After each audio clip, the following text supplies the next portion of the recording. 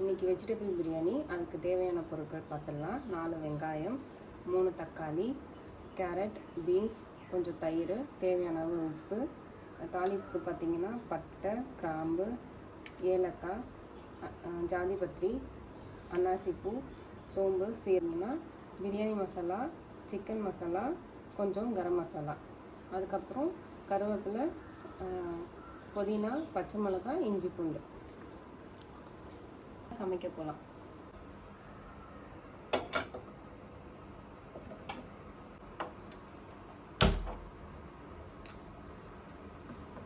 இப்போ கடாய் சூடாக வச்சு தேவையான அளவு எண்ணெய் ஊற்றிக்கலாம்.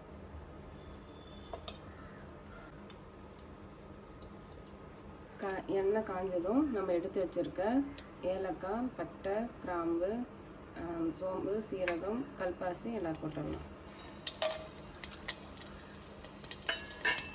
கொஞ்சம் வதங்கி போட்டு கொஞ்சம் வதக்கி விடுங்க. இது நல்லா பொரிஞ்சதும் நம்ம எடுத்து நறுக்கி வச்சுருக்க வெங்காயத்தை போட்டுடணும். வெங்காயம் கொஞ்சம் பொன்னிறமாக வர வரைக்கும் வதக்குங்க. லைட்டாக கோல்டன் ப்ரௌன் ஆகிடுச்சு. இப்போ நம்ம கொஞ்சமாக இந்த எண்ணெயிலே காரத்தூள் போடுறோம். அது ஏன் போடணும்னா நம்ம கலருக்காக காரத்தூள் இப்போ இந்த ஸ்டேஜில் போட்டுக்கிறோம். நான் 1/4 ஸ்பூன் காரத்தூள் இந்த எண்ணெயில் போட்டுக்கிறேன். இதோட பச்சை வாசம் போகிற வரைக்கும் லைட்டாக வதக்கிட்டு நம்ம எடுத்து வச்சுருக்க இஞ்சி பூண்டு பேஸ்ட்டை போட்டுடணும். இடித்து வச்சுருக்க இஞ்சி பூண்டு பேஸ்ட்டை போட்டுறேன். இஞ்சி பூண்டு பேஸ்ட் பச்சை வாசம் போகிற வரைக்கும் நல்லா வதக்கிடுவோம்.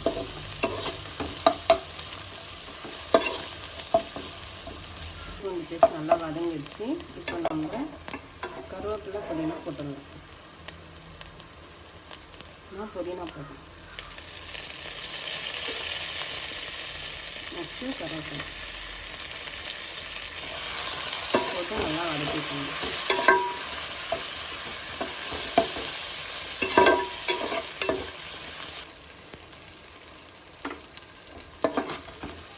கருவேப்பிலை, புதினா நல்லா வதங்கணும். நம்ம நறுக்கி வச்சுருக்க தக்காளியை போட்டுடலாம். தக்காளி கூடவே நம்ம நறுக்கி வச்சுருக்க பச்சை மிளகாய் போட்டு நல்லா வதக்கலாம். வெங்காயம், தக்காளி எல்லாம் நல்லா வதங்கிடுச்சு. இப்போ வெஜிடபிள் பிரியாணிக்காக கட் பண்ணி வச்சுருக்க வெஜிடபிள்ஸை சேர்த்துடலாம். நான் இங்கே கேரட், பீன்ஸ் எடுத்துருக்கேன். அது கூடவே உருளைக்கிழங்கு 2 எடுத்துருக்கேன். போட்டு நல்லா வதக்கணும். இப்போது காய்கறி கொஞ்சம் வதங்கணும். நம்ம எடுத்து வச்சுருக்க பிரியாணி மசாலா, சிக்கன் மசாலா, கரம் மசாலாவை சேர்த்துடலாம். மசாலாவோட பச்சை வாசம் போகிற வரைக்கும் வதக்கி வச்சிடலாம். ஸ்டேஜில் நம்ம எடுத்து வச்சுருக்க தயிரை போட்டுடலாம்.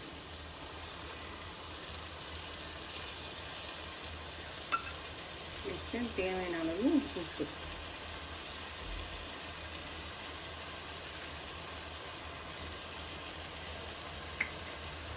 நல்லா வதக்கி வச்சுக்கணும்.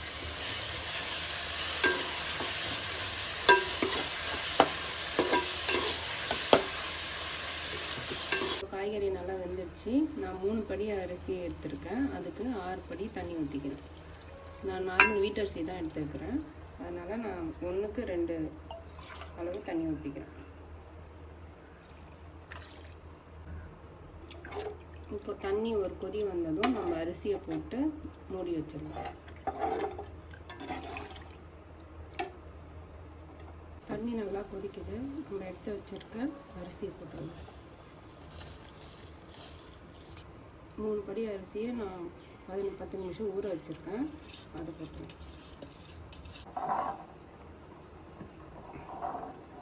அரிசி போட்டு நம்ம கை விடாமல் ஒரு 10 நிமிஷத்துக்கு இப்படி கிளறி விடணும்.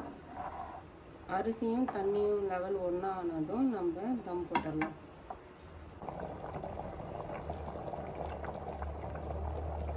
தண்ணியும் அரிசியும் லெவலுக்கு வந்துச்சு. இப்போ மூடி போட்டு ஒரு 10 நிமிஷம் ஸ்லோ ஃப்ளேமில் வேக வச்சுக்கணும். 10 நிமிஷம் ஆயிடுச்சு. நம்ம திறந்து பார்த்துடலாம். கிளறிட்டு நம்ம தம் போட்டுடலாம். தம் போடுறதுக்கு முன்னாடி நான் நறுக்கி வச்சுக்கிறேன் கொத்தமல்லியை மேலே போட்டுறேன். வாழை இலை யூஸ் பண்ணியிருக்கேன். வாழை இலை நல்லா மூடி விட்டு